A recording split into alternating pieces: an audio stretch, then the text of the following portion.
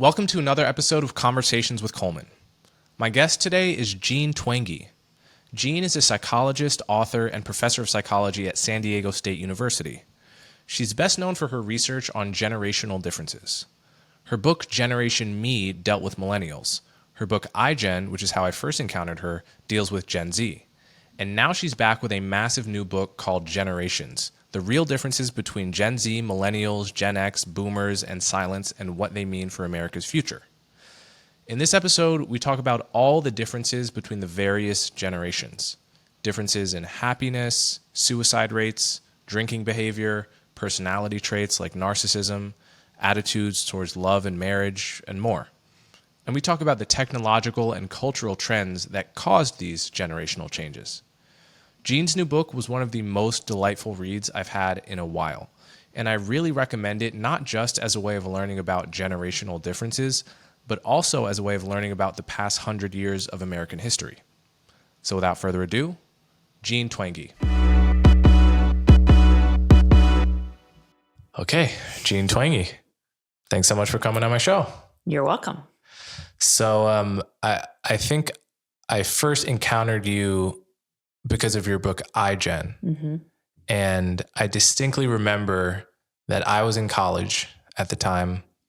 Did that book come out in 2017? 2017, yeah. So I got it soon after it came out. I heard about it maybe through a podcast or an article and immediately purchased it. And I would have been probably a sophomore in college. Mm-hmm. And I distinctly remember vividly reading the book on the subway in New York, where I was going to college, and just being so blown away and astounded and feeling very seen in the sense that I had not seen a really accurate assessment of what was going on in my generation, backed up by data until that point. And you were pointing out all of these trends, which we will get to, about how Gen Z, and I'm an older Gen Z. I was born in 96.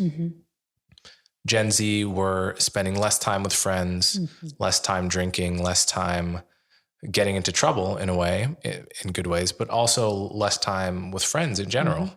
And and much more time online and having worse mental health consequences and all these trends we will get into in detail. But, it seemed, it really struck me. And there was a 2 or 3 week period where I was telling pretty much every one of my friends, like, you got to read this book by Jean Twenge.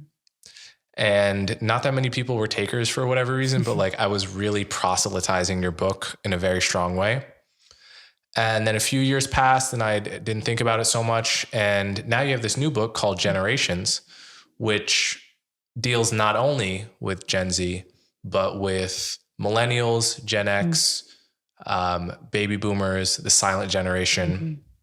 So all the generations from me to my grandparents who are the silent generation, and goes in a really deep and data-rich exploration of what is different between the generations. People talk all the time, oh, the younger generation this, the older generation that. Seldom do they have a lot of data to back up these generalizations. So before we get into the specifics, how did you become interested in this issue, and what was your personal path into this? Yeah. It started also when I was in college. I was a college senior working on my honors thesis, and I was really interested in gender and gender roles. And so I was using this questionnaire that looks at kind of gendered personality traits, kind of an old-fashioned idea, but things like assertiveness and leadership was on the scale, associated with men. Now, I don't think we would, necessarily put it in that category. So this is the early 90s, and the fellow students of mine who were filling out this questionnaire, especially the women, were scoring much higher on that questionnaire than the 1970s test manual said they should. And that made me realize, there might be a generational difference here. But I had one sample, so didn't mean a whole lot. Next year at the University of Michigan, where I went to grad school, same result. And then realized, if there really is a generational difference, I should be able to see this with people who have used this questionnaire all the way from the early 70s to now. So in did that, found all the articles at the library, and sure enough, that's how it looked. It was this straight march upward in those scores. And I realized it really made perfect sense considering the way, especially the roles of women, the attitudes, around women's roles had changed over that time. Mm. Yeah. So that gets to the question of what is behind these generational differences. Mm-hmm. This was one of I think the deepest points that your book makes is the extent to which technological change is what drives the difference mm-hmm. between one generation and the next. So can you talk a little bit about that? Because I think naively, people listening to this might say, well, sure, I know my grandparents' generation is different from my parents', which is different from mine.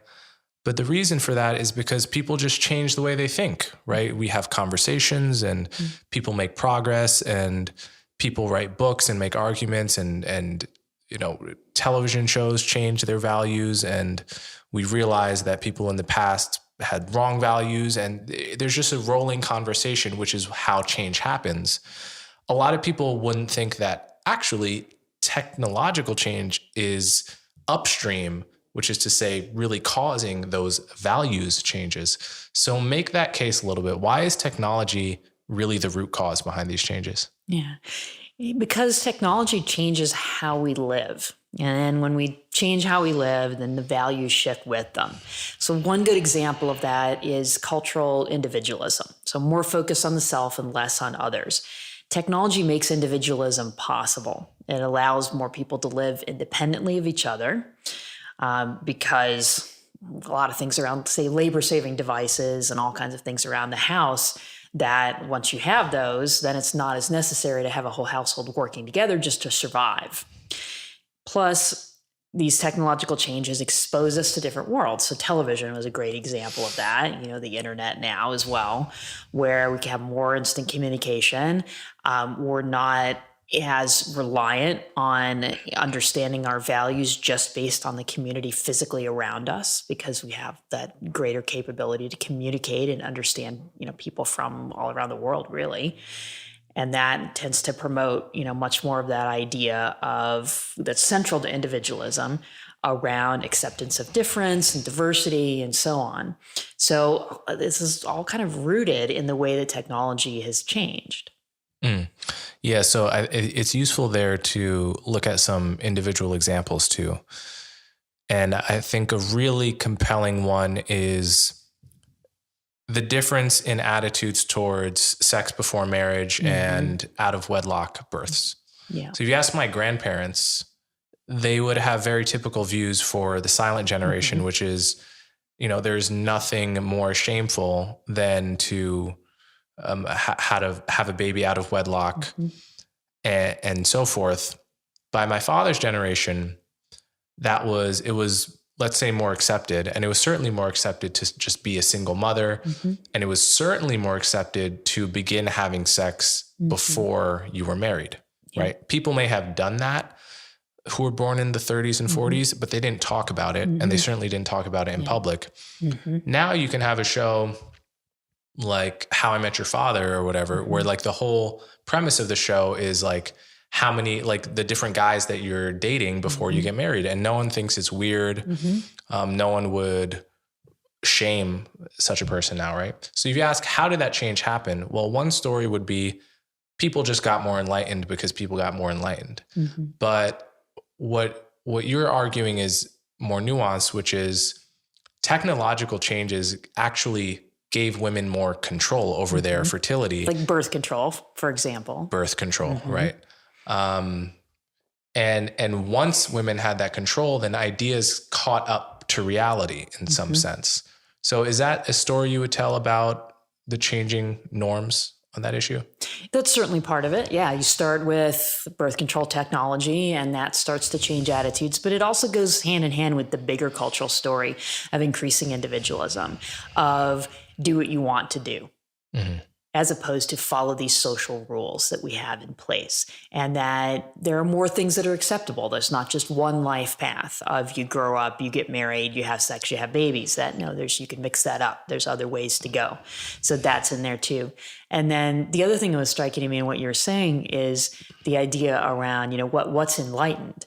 Well, that's a cultural idea, I think your grandparents' generation, so the silent generation, would say, no, it's more enlightened to wait and more enlightened to make sure you're married before you have children, right? It's debatable which position is more enlightened. Right.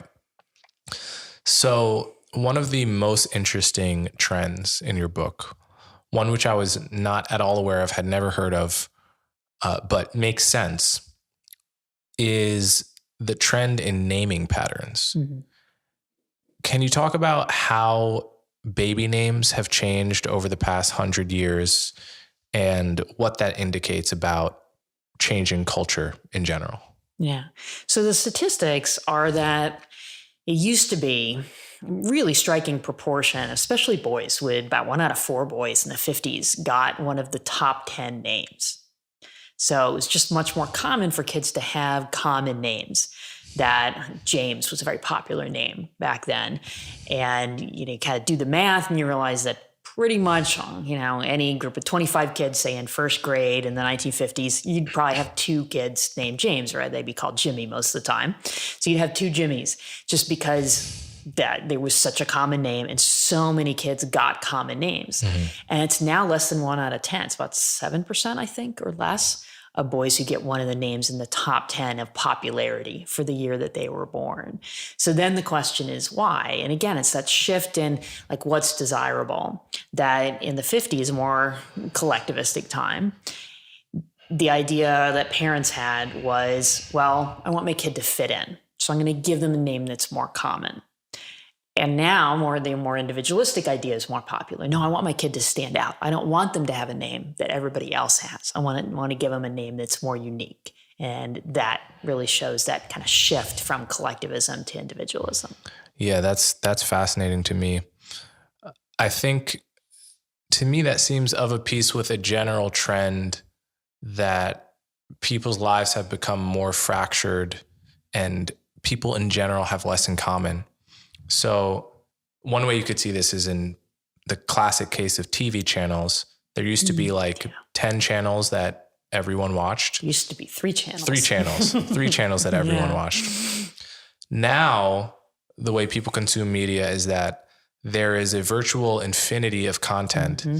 And I, on Instagram and TikTok, and to an extent on Netflix and HBO, I get an algorithmically tailored, not exactly unique, but highly specialized fire hose of content designed just for me.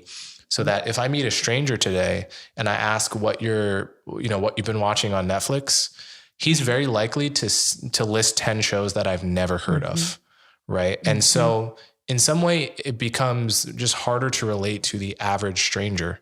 And I think one question I had is what effect this might have on people dating, right? Because I imagine in the past when everyone was watching the same movies more so and consuming the same news networks more so, you could sort of strike up more easily a conversation on a first date with a person because odds are you've consumed some of the same content. Now it's the whole point of the first date is to know if you watch the same shows I do, because if you do, maybe we're a match in some way. So how do you think about the general, what I would call the fracturing of American society? Yeah, I think that's an interaction between the technology making that possible and also some individualism too, that everybody's watching on their own devices. It's not as common for couples or families, to watch all the same content. Although we can watch the things that we want to watch, and that's somewhat individualistic impulse. But I think it has created gaps, that it is harder for people to strike up those conversations. It's harder across generations as well, because very few Gen Xers or Boomers are on TikTok, for example, right? And there's plenty of Gen Z and the next generation down, who I call Polars, who are on that. Even then, though, it's for you. That's how the page is designed. So there's some memes and some popular videos that they might still be able to connect over. But, it feels like the generation gaps are larger now than they've been in a long time. And I think that's one of the reasons why that the content that we're consuming, even the way that we consume it, is different across generations. Mm-hmm. Yeah. So let's talk about the silent generation. That was very interesting to me. My grandparents are both squarely in the silent generation. And one of the most interesting facts in your book I learned is that the silent generation is, by all accounts, the happiest, happier than the greatest generation before them. Greatest generation would be the ones that served in World War II. Silent generation would be the ones that were sort of kids during World War II, too young to fight, but maybe just old enough to sort of remember the rationing and so forth. And that's just like my grandparents. And then boomers would be after 1946. Yep. So it turns out the silent generation is the happiest. What's up with that? Yeah. What is, I don't think anyone would guess that necessarily. Yeah, right. I mean, because you're a kid during the Great Depression or during World War II, you wouldn't necessarily think that. But they didn't go to war at quite as high a rate as the greatest generation before them and the boomers after. So some silence went to Korea, but it was a smaller number than in the generations around them. And, obviously going to war, you get post-traumatic stress disorder, all these issues coming up. And then the life course of the silence is, several things they experienced, which I think were really protective to their mental health. So a lot of them had a lot of kids. That isn't always great while it's happening, but in the long term, it can give people a lot of meaning, a lot of social connection. They married young. That sometimes means they experienced divorce too, but they would often remarry. So that social connection piece was there. And then just their life course, if you think about when they were growing up, it really was that just very long post-war period of economic expansion and of the US being just kind of undisputed in terms of being a world leader. That just a very positive time overall as they were growing into adulthood. Yeah. And even during COVID, apparently they were they sort of suffered less during COVID, at least on their own account, than other generations mentally. Even though they suffered the most physically. Right. In some sense, they were the most likely to die of COVID. Yeah. And be hospitalized because they are the senior citizens of the pandemic. Yet, on surveys, they were the least likely to say that they felt anxiety or depression, which is really striking. So there's a kind of mental toughness in that generation, combined with having grown up during kind of maybe a golden age of American prosperity and hegemony or something. Yeah. And they'd argue that, of course, we can't romanticize it too much because that period had some clear advantages. But it certainly wasn't paradise when you think about that period from the perspective of women or people of color. So we do have to keep in mind that, it's tempting to look back at the 50s and think everything was rosy, even though not really. Yeah. Well, it never is. And it's all relative. Right. So individualism is a major theme. You've already mentioned, pretty much each generation has become more individualistic than the last. And the other major trend that you've shown in your book is a slower life trajectory. Each generation has taken a slower life trajectory than the last. What do you mean by that, and what has caused that? Yeah. So the slow life strategy, also at base rooted in technology, primarily medical technology, which helps people live longer. So because the lifespan is longer, the whole developmental trajectory has slowed down at every stage. So children are less independent. Teens are less likely to get their driver's license or to go out on dates or to drink alcohol compared to previous generations. Young adults take longer to get married, to have children, to settle into careers. middle-aged and older people feel and look younger than their parents and grandparents did at the same age. It's 50 is the new 40 and 60 is the new 50, and that idea. So all the generations have been impacted by this in one way or another. And I think it's led to a lot of generation gaps and misunderstandings. I think there's a lot of silent generation grandparents who are saying, why are my millennial and Gen Z kids not married yet? Or grandkids not married yet. That's right. When I was your age, I had a job. That's right. I walked to school uphill both ways, right, et cetera. Yeah. Or I was serving in war. Right. And what are you doing? Right. Like you don't even have a job or something right. like that. Yeah. Right.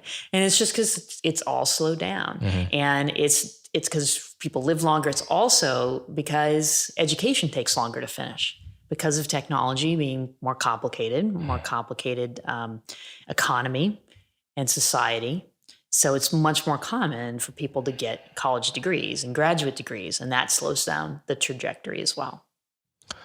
So to me, and I think that is true, I think there's no doubt that that's true. What does that suggest about how norms should change? Because one of the most important norms in society is when someone becomes an adult. So obviously, in ancient religions, if you think of the Jewish tradition, the bar and bat mitzvah is at 13 years old. And I think they really took seriously in those days that was a ritual of adulthood. Now I think we're so far removed from that era of civilization that when someone getting a bar mitzvah or bat mitzvah is like, you're a man or a woman now, we don't believe it when we say it. And the 13 age is just a tradition, but it's become emptied of what it may have meant at that time. And we now have the age of adulthood at 18, and that's when you can vote, and that's when you can make all your own decisions and so forth.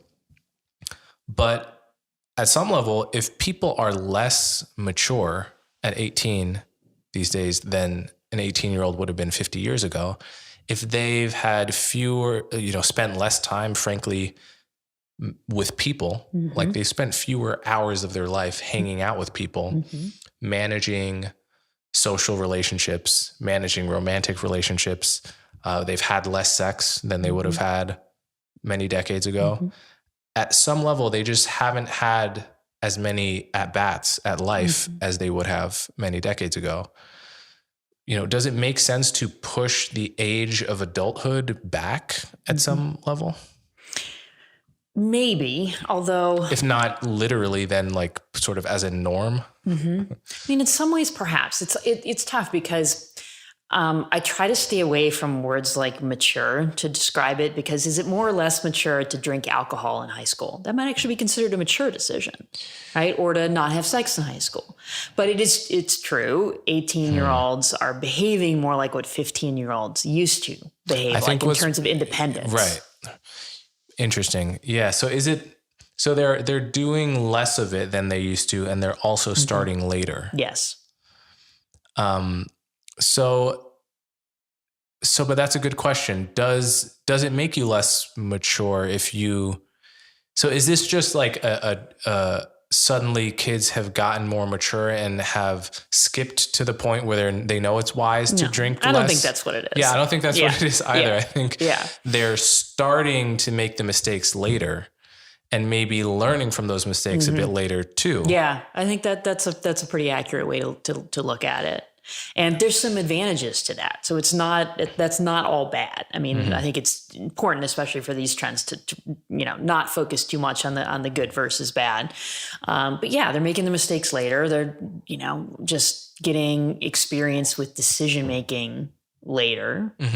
And when you're young, that's what decision making is sort of about, is learning how to make mistakes and learn from them. And that is happening later. Yeah.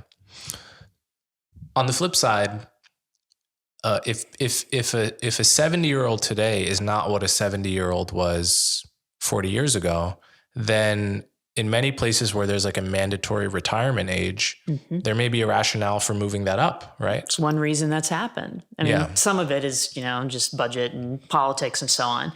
But you can make that argument because people are staying healthy and active longer, and because of better medical care. Right. Okay, so let's talk about the baby boomers. The now really are just called boomers. And I know like boomer has become an insult actually. So it's at least among a certain crowd. I have a friend who has small children. He has a 5-year-old kid and a 9-year-old kid.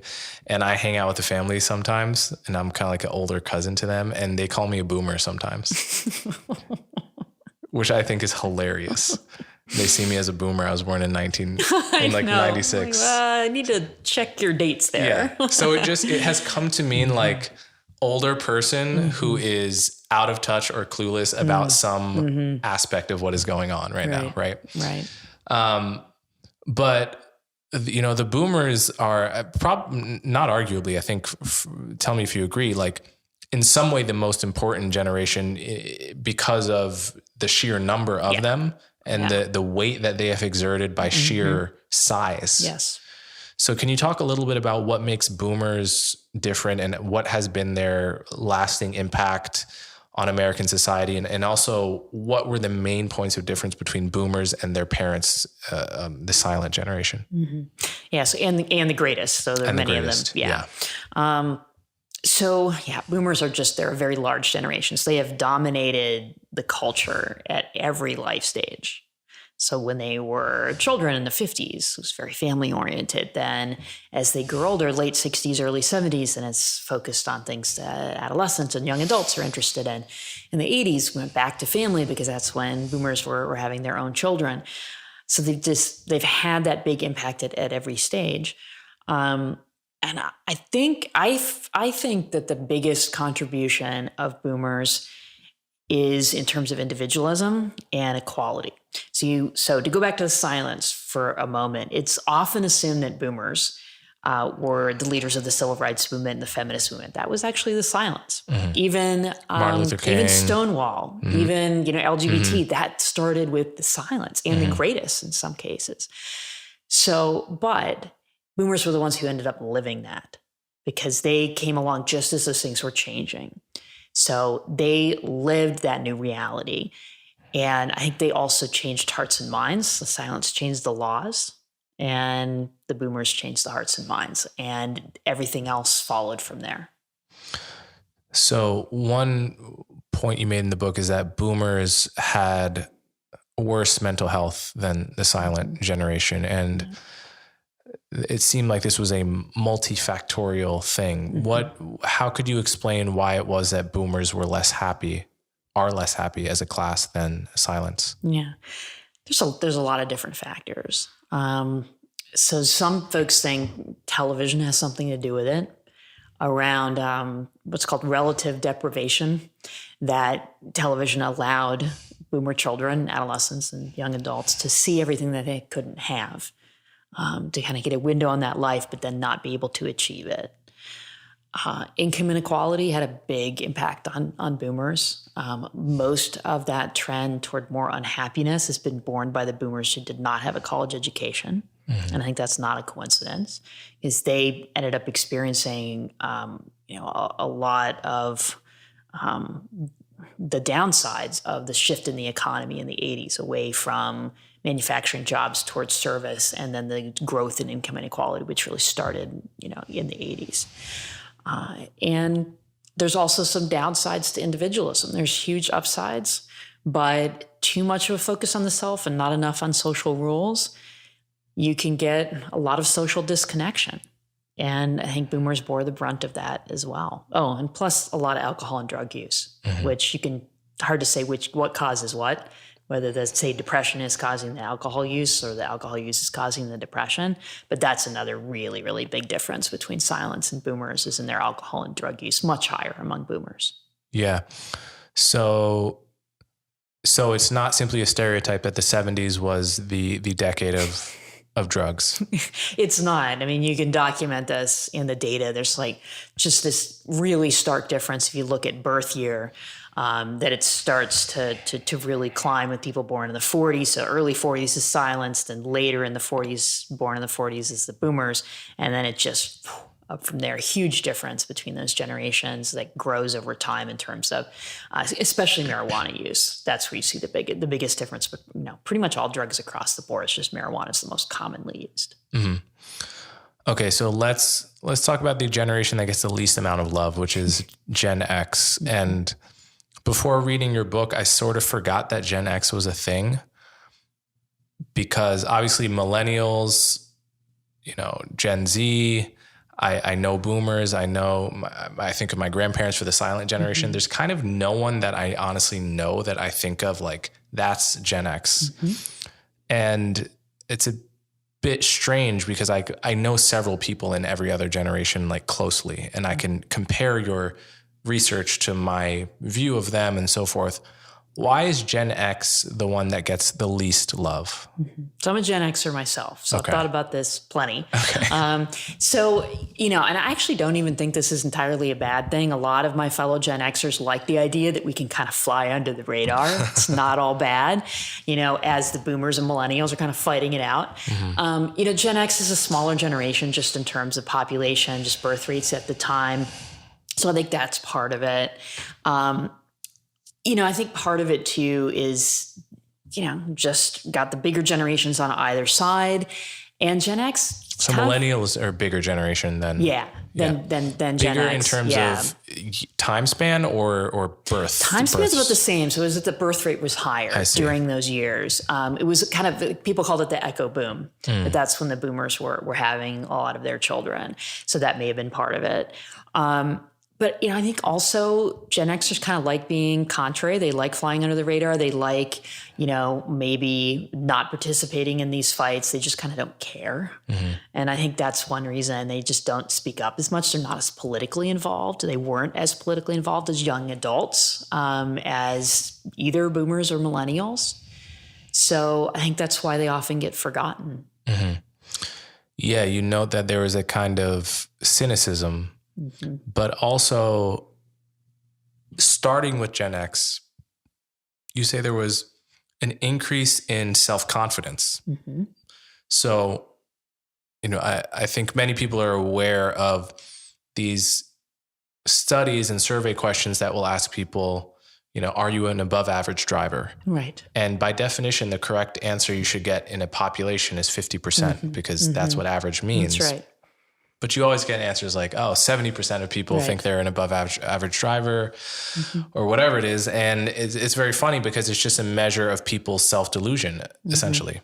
Yeah. But it turns out, and I didn't know this before reading your book, that self-delusion has changed generation to generation. Some generations have been more self-deluded with respect to particular skills than others.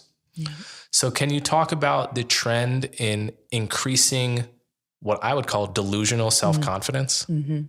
Yeah, so that above average measure is a fun one. And there's a survey of entering college students that has asked the students, if they're above average in certain characteristics. So things like leadership ability or drive to achieve, or where you see just, a big change. That when it was the boomers who were being surveyed, late 1960s, early 1970s, that they were a little bit more modest. It was coming in more at that 50% mark.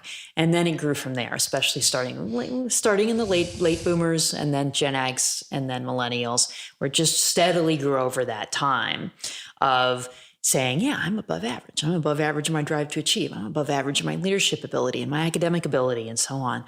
And then the question is why? So I think individualism has a lot to do with it. If you're going to focus on the self and place a lot of emphasis on the self, you better feel good about yourself.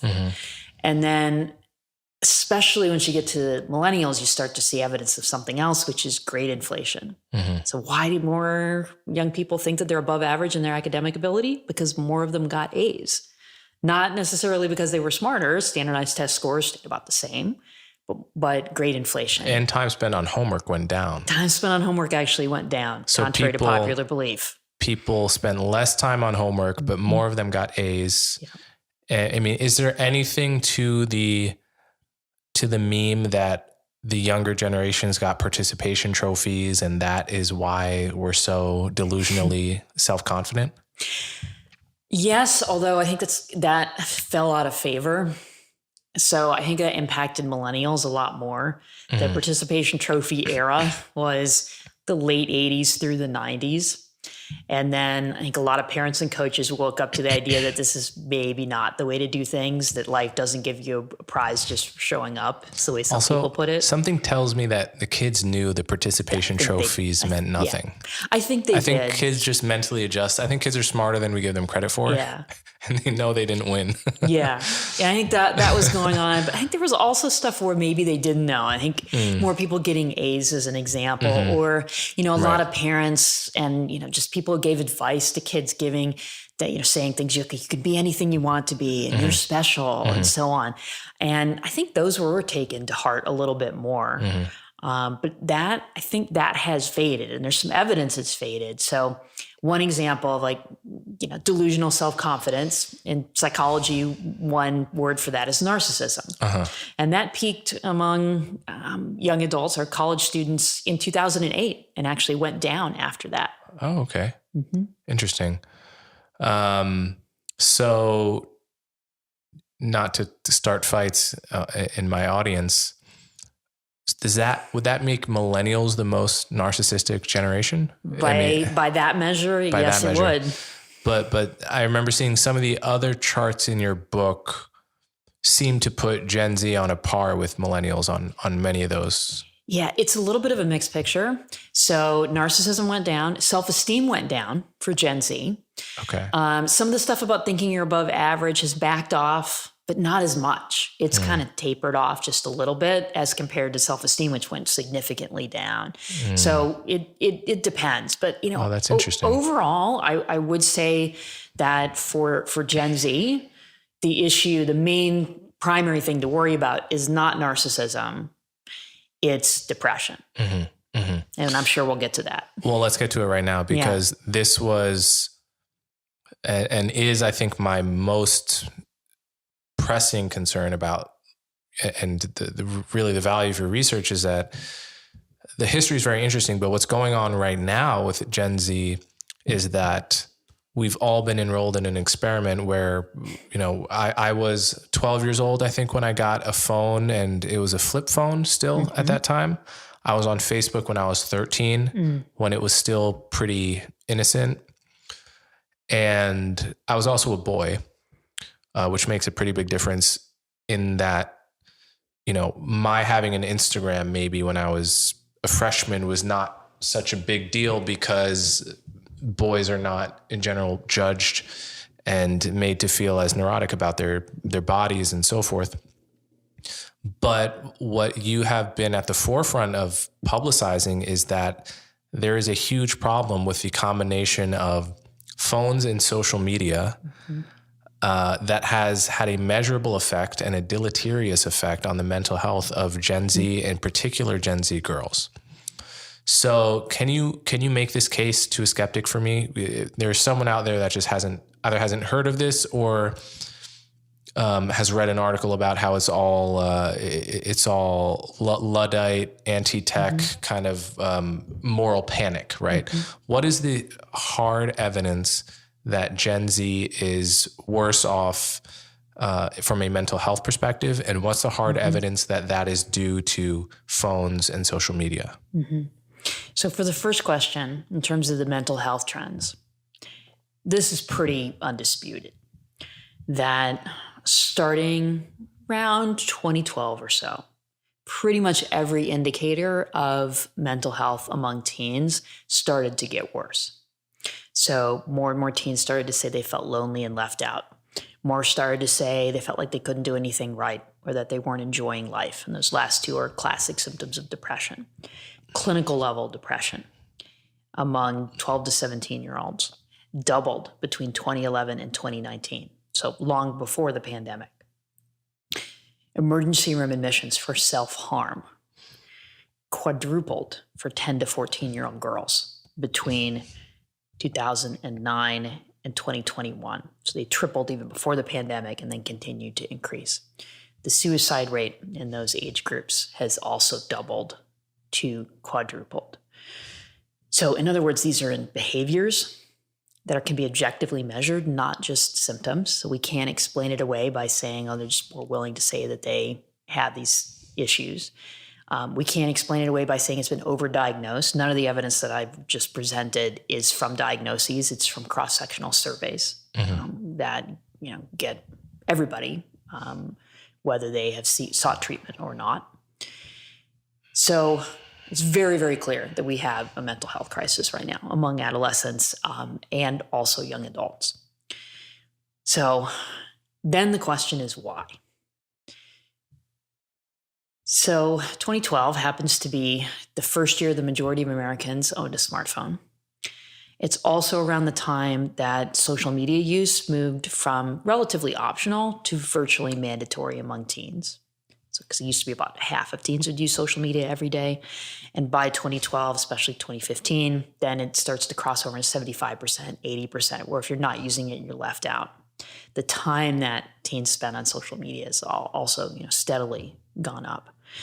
And around that same time, teens also started sleeping less. They also started spending less time with their friends face to face. So you get that combination of those three things, this fundamental shift in how teens spent their time outside of school. They started spending more time online, less time sleeping, less time with friends face to face. That is a terrible formula for mental health. So, and those things, that was their everyday lives. That wasn't something they read about. It wasn't something that happened to their parents. And this is why I think these changes in technology are the most likely explanation for the mental health crisis. Is this is what matters to teens, how they're spending time outside of school, how they're communicating with their friends. Sleep has an enormous impact on mental health as well. So all of these things have a huge impact. And what's interesting is, I first started making this argument very publicly when iGen came out in 2017. So it's been almost 6 years. And I've heard a lot of alternative explanations, which are absolutely worth considering. None of them fit the data as well as these changes in technology.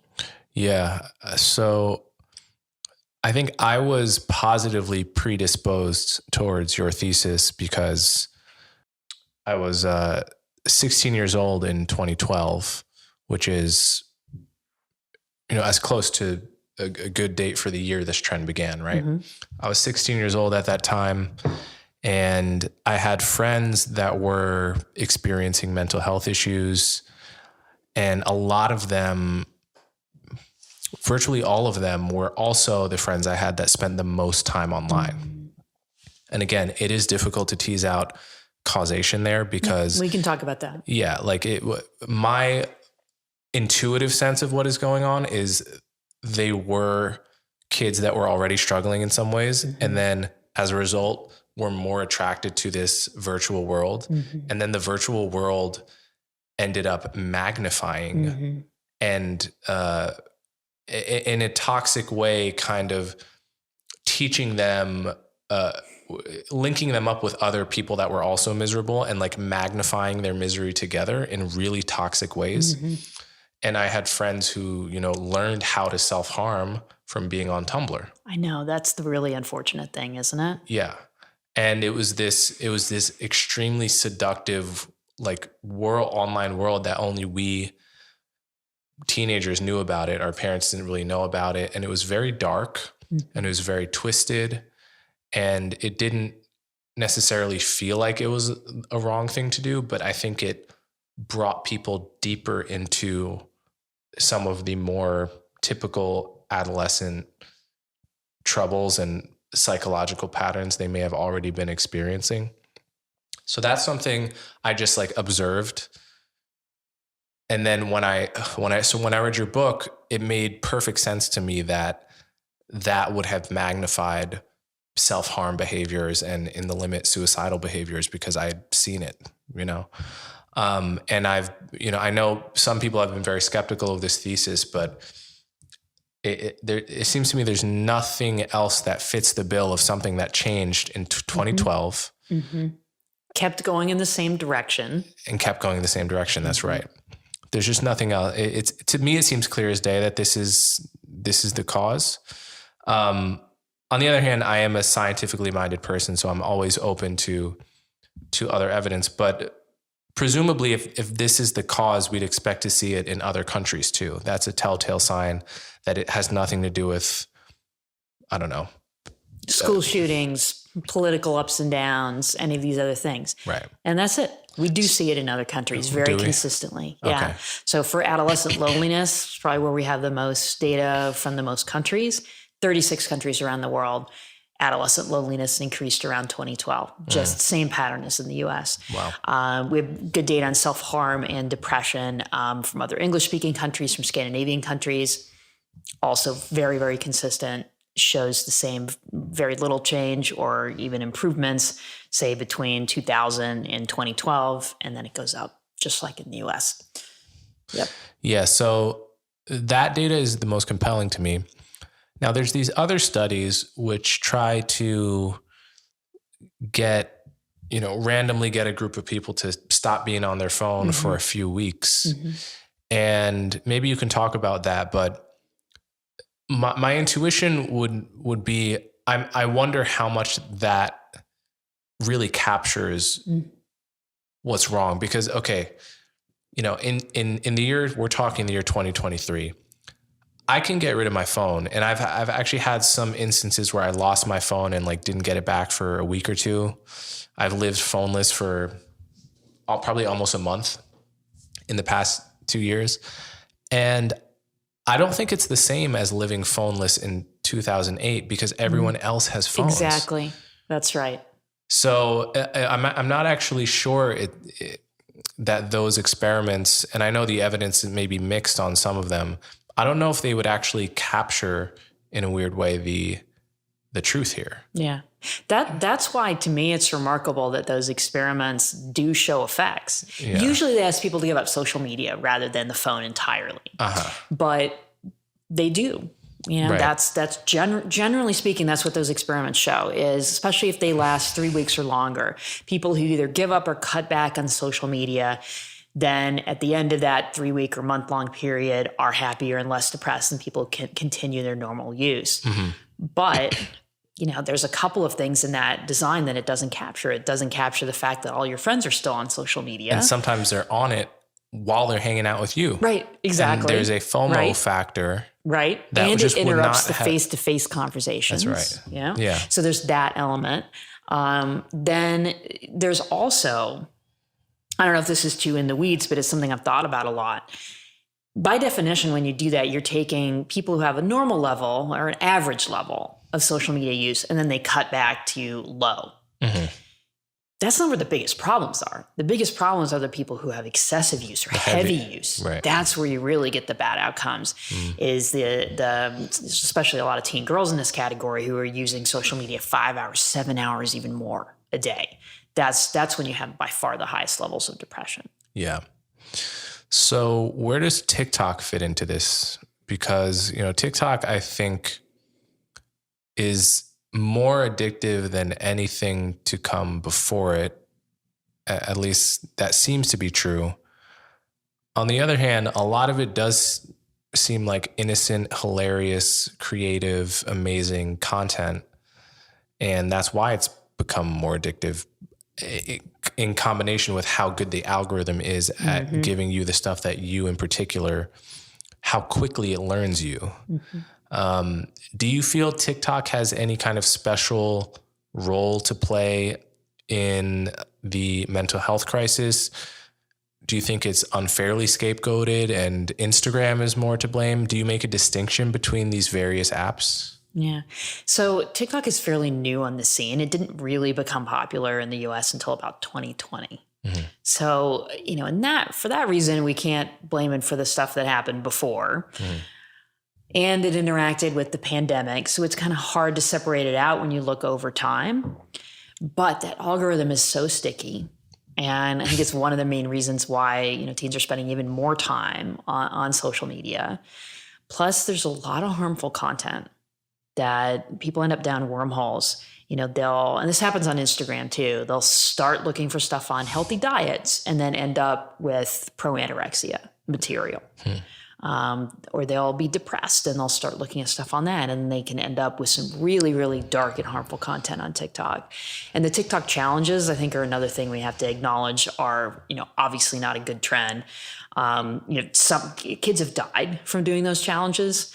And then even those that, maybe don't involve physical harm have, had some, financial repercussions. There was one a few years ago where it challenged kids to destroy school property. And school districts around the country lost millions of dollars from that.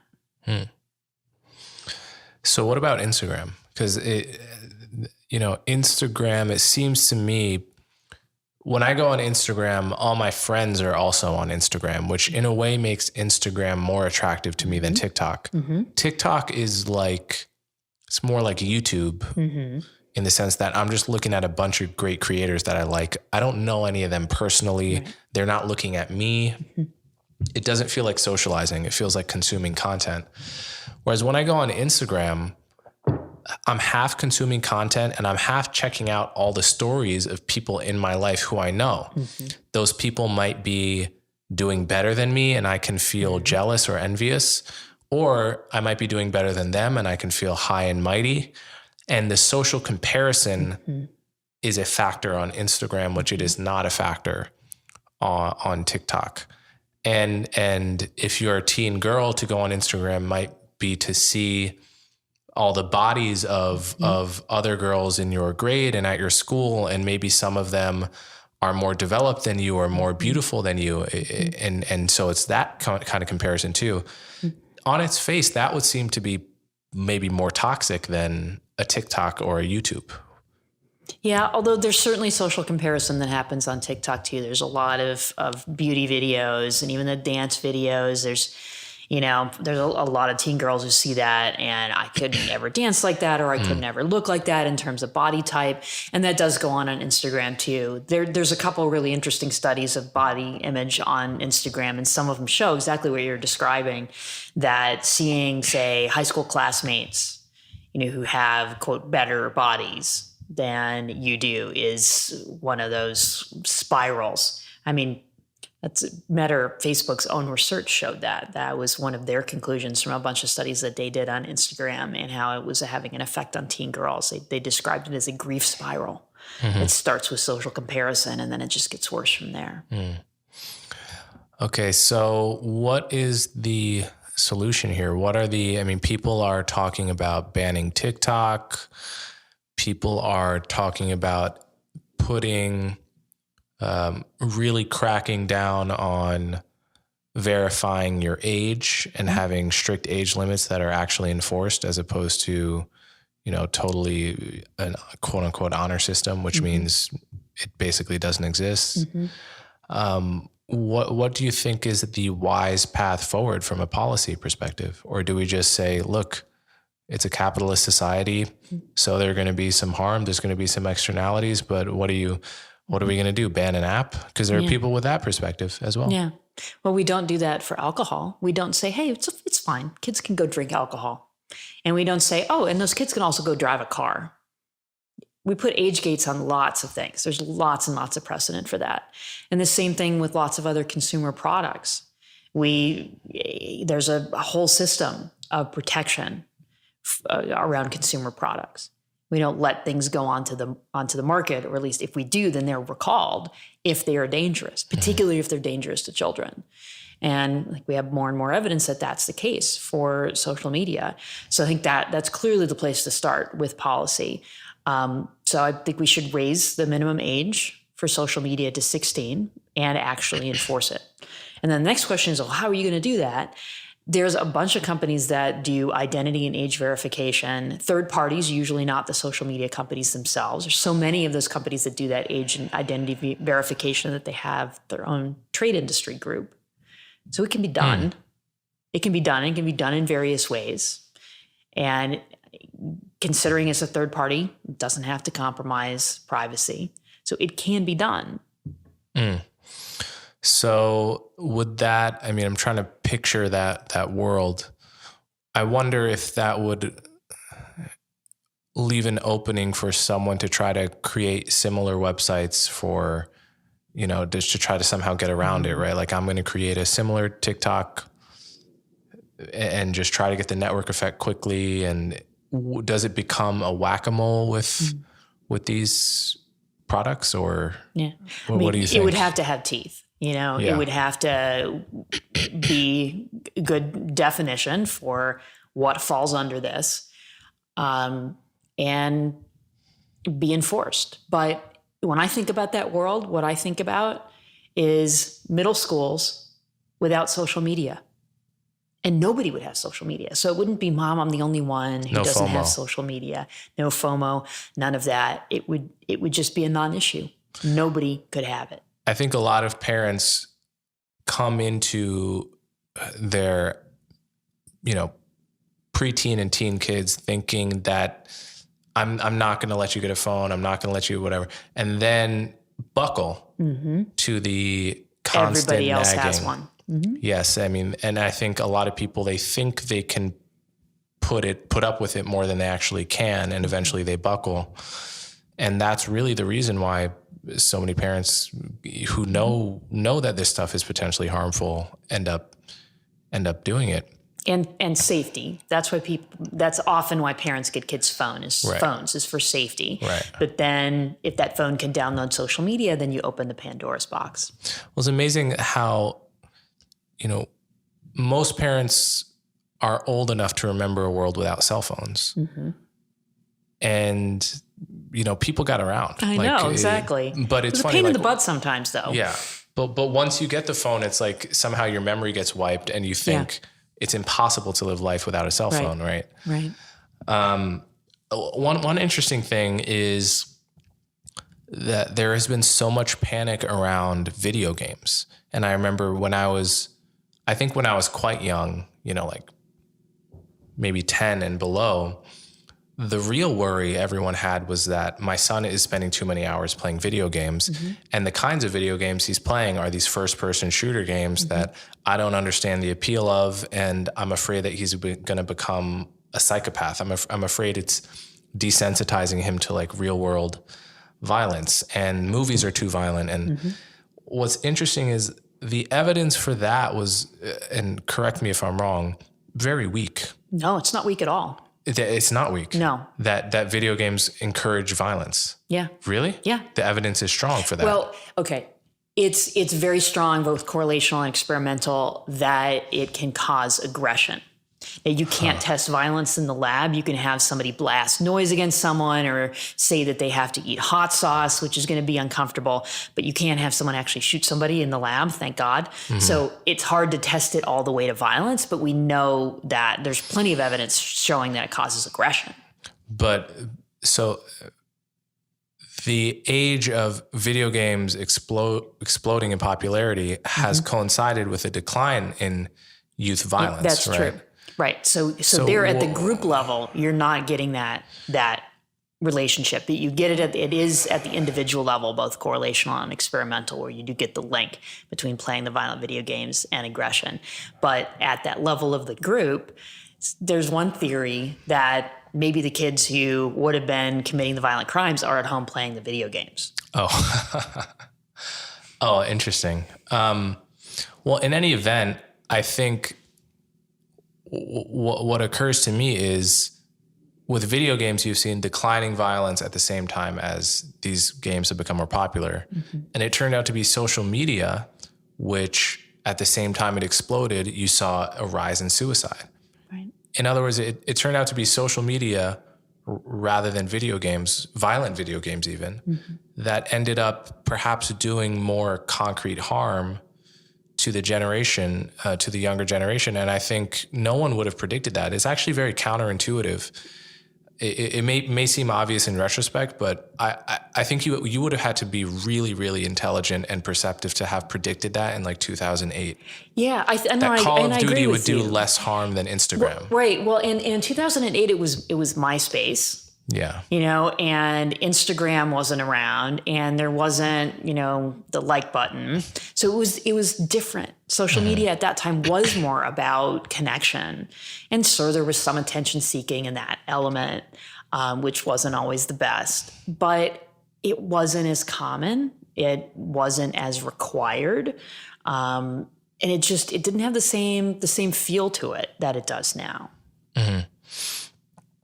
So let's talk about one of the more interesting and strange trends over the past 10 years, and this has been sort of talked about lately quite a bit in the past few months, which is that there's a political dimension to the mental health crisis. It's not experienced equally by liberals and conservatives. So it's concentrated in Gen Z, and I think, correct me, to a lesser extent, but still in millennials. So it's for millennials as young adults or teens and young adults, they were actually happier than the Gen Xers before them. But 26 to 34-year-olds, depression started to increase for that group as well. Yeah, so the younger 2/3 or so of millennials has started to show increases in depression too. And that would coincide with the people that are most on social media in that cohort, presumably. You could make that argument, yeah. So there's been a political dimension to it where, let's say in people under 30, certainly, liberals are more likely to have experienced that rise in depression than conservatives. Yes. So this is a very interesting trend. Is it that people who have liberal politics or progressive politics are more likely to spend time online at all, and therefore more likely to just get those toxic online effects? Or is it something about progressive ideas and filters on the world themselves that lend it to a negativity? Is there something protective about conservative politics, or is it just that they spend less time online? Well, I can speak the most to that with the data from teens, because that's where we have the best data over time. And if you look at the increases, they're biggest among liberal girls, so they're pretty big for liberal boys as well, say 17 to 18-year-olds. They're there for conservatives. There are increases in depressive symptoms among conservatives when they're 17 or 18. They're just not as big as the increases for liberals. So that does beg the question of, why is that the case? Well, liberal teens spend more time on social media than conservative teens do. And they spend less time with their friends than conservative teens do. So that's the picture we've seen over the last 10, 15 years that has not been great for mental health. And what's interesting is liberal teens used to spend more time with their friends face to face than conservative teens. When was that? The lines crossed. So if you trace it back, say to the 1970s, 1980s, it used to be the liberal teens who were going out with their friends more.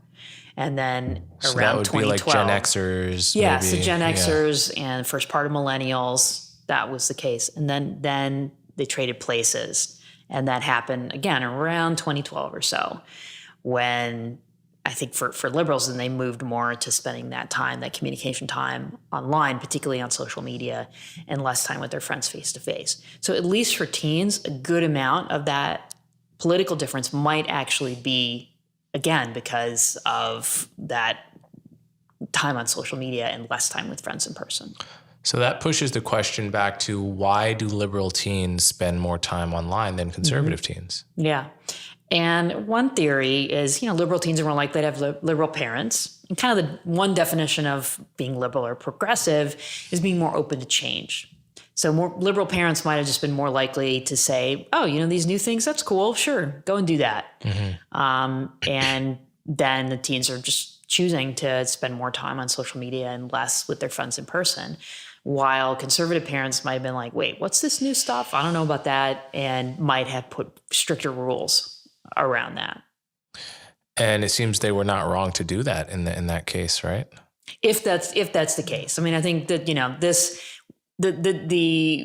the case and the data on this is meaning that, any link between, parenting styles and political affiliation, we don't know as much about that as some of the other stuff we've been discussing, but it certainly looks that way, that it was maybe a good thing to ask some questions about these new technologies. And so that's interesting that it switched like that. I mean, this is a huge, I mean, it's not a small disparity between liberal and conservative That's teens. true. It's like a pretty hefty disparity. Are there alternative theories that have anything to do with, intrinsic elements of the worldviews themselves? I mean, that would, on its face, it would seem to be refuted by the fact that it used to be the other way, right? So like if conservatism as a philosophy made you happier, then that would show up in data from the past 60 or 70 years, right? It does, though. I mean, if you look at the trends for teens, so because there's always been that difference by political affiliation in terms of depression. Say liberals have always been higher. It's just now they're much higher. That gap has really grown. But so you could certainly make that argument. There's something else potentially going on that would explain that overall difference. And what that is, I think is up for debate. It's a really interesting question to ask what that is. For adults, you can easily make the case that, conservatives are more likely to be married. They're more likely to have kids. They're more likely to have a church community or a religious community. So there's other things going on for adults. Some of that may happen for teens as well. I tried to see if it was religion. It didn't look like it was religion from when I tried to parse that out of the data. So then that's the question of, maybe is it something in the philosophy? Is it something in the content of what people are doing online? And it's worth considering. And, people have made that argument. Maybe some of the liberal content online has been more about declaring things to be a catastrophe, for example. And that might push people toward depression. So let's see. I think some of the other Gen Z trends here may be worth mentioning, such as a massive spike in the number of people that identify as LGBTQ. So this is interesting to me because in some way it seems at odds or in tension with another Gen Z trend, which is having less sex, starting to have sex later, having less sexual experience in general. It seems like there is a generation that has less sexual experience than any generation prior, held constant, but is more likely to declare a non-standard and confident sexual identity, which is interesting to me and not necessarily what I expected. If you were to tell me that, kids growing up in the 70s, in the free love 70s, were far more likely to be gay or to be queer or something like that, that might make more sense because, they're having more experiences, right? They're actually experimenting. And so the result of their experimentation might be some discoveries about who they are that are not traditional and maybe not to their parents' liking and maybe whatever. Now we have a generation that is doing less of that real actual experimenting, but is much more likely than any generation prior to say, this is what I am sexually, this is what I am, and to really make bold statements in terms of their sexual and gender identities. How do you make sense of that tension? Or do you not see it as a tension? Well, I think a lot of it probably has to do with greater acceptance that in the 70s, not very many people were out as gay or lesbian or bisexual. Times people didn't even know what bisexual was in the 70s. Now same-sex marriage is legal and just across the board, just much, much more acceptance of those identities. So that probably has something to do with those trends. Yeah. Yeah. Would that show up in all generations becoming more like people coming out of the closet in all generations post like 2015, let's say? Yeah. But we've seen really a targeted surge in Gen Z in particular, whereas the whole culture has become more progressive. So wouldn't it suggest something else is going on? Maybe, because you could say if it's greater acceptance, then why wouldn't it be across all generations? It could also be, though, that for older people, it's more that, they'd have to blow up more of their lives to say, okay, I'm going to come out now, compared to someone who's younger, who still has more of that freedom to explore their identity. Right. Okay. So I know you're very balanced in that you don't want to say that individualism or a slower life trajectory is good or bad, because they both clearly have both good and bad elements. But at the same time, I wouldn't commit myself a priori to saying the good must equal the bad, right? That seems as arbitrary as assuming it's all good or it's all bad, right? So, gun to your head. Do you think the trend towards individualism has been more good or more bad for people and happiness and the culture? Yeah. So, if you don't want to answer it on that, then I can. Maybe talk about what's on both sides of the ledger. Yeah. I think some of it is that you have to ask from whose perspective. And,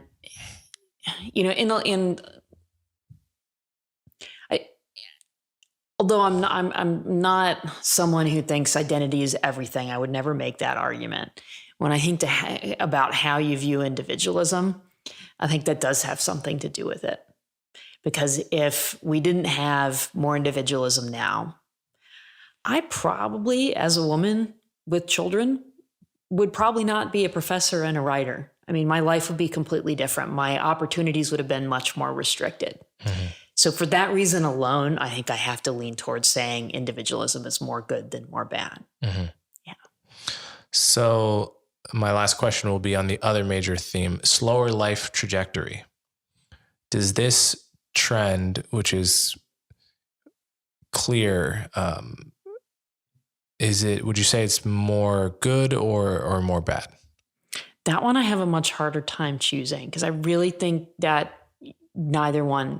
it's really neither one, that there's clear trade-offs. Just take teens, for example, that they're waiting longer to drink alcohol and have sex has some pretty clear advantages to it.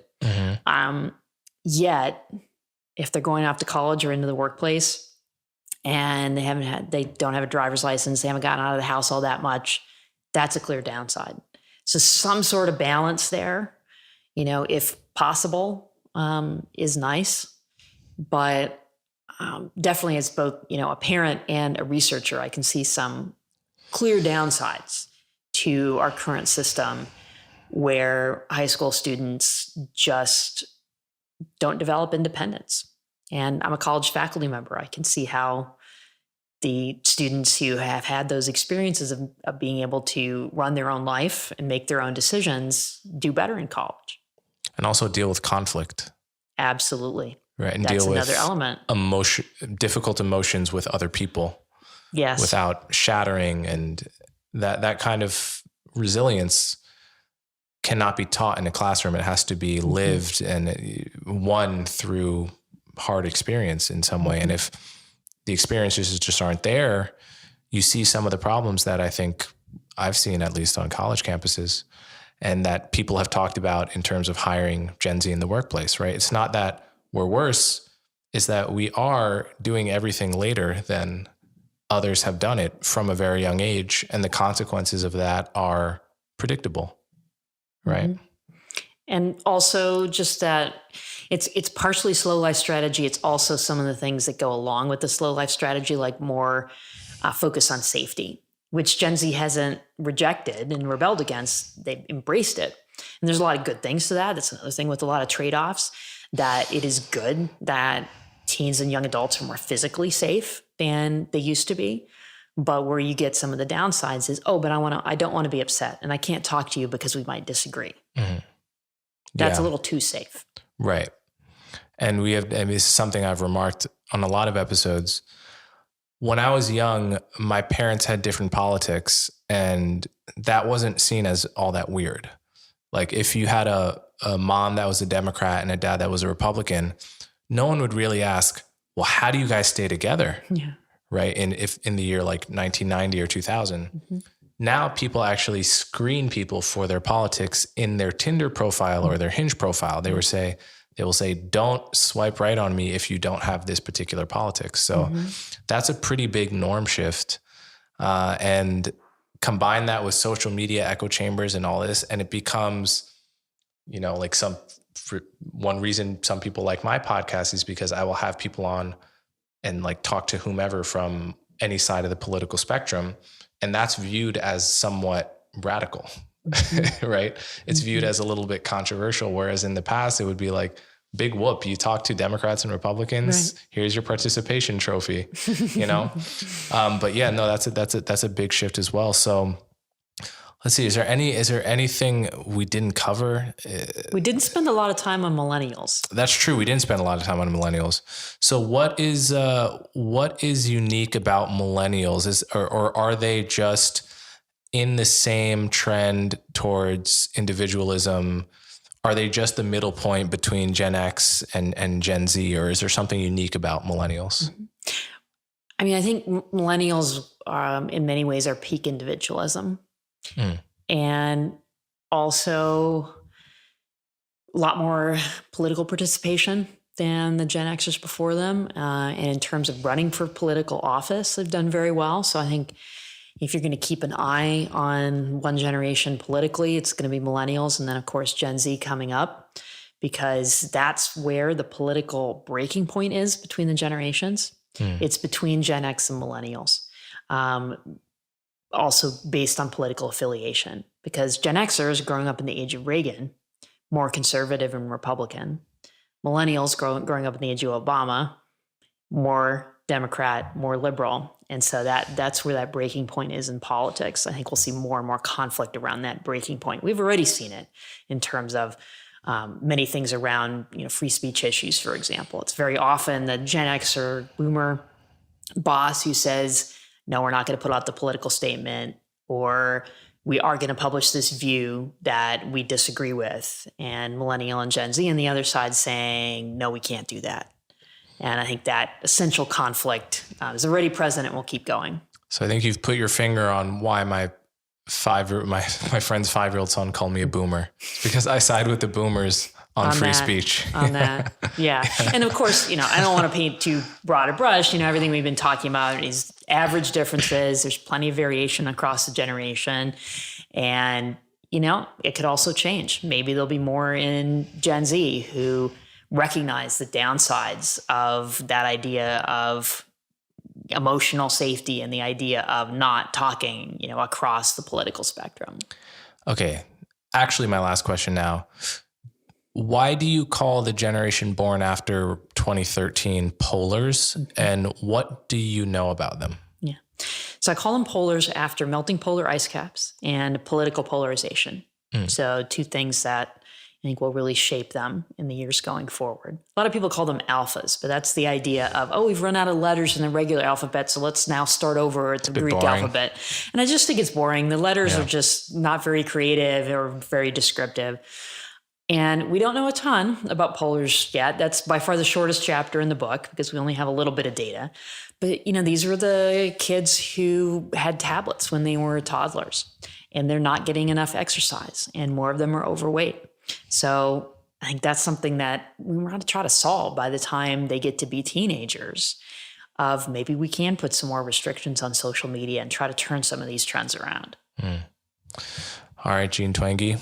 This has been very good. The book is called Generations, and there's a lot in there that we didn't get to cover, and I highly recommend people read it, because not only is it interesting about generational differences, it's just a very good way to study the past 100 years of American culture, actually, because that's ultimately what generational change is about. It's a very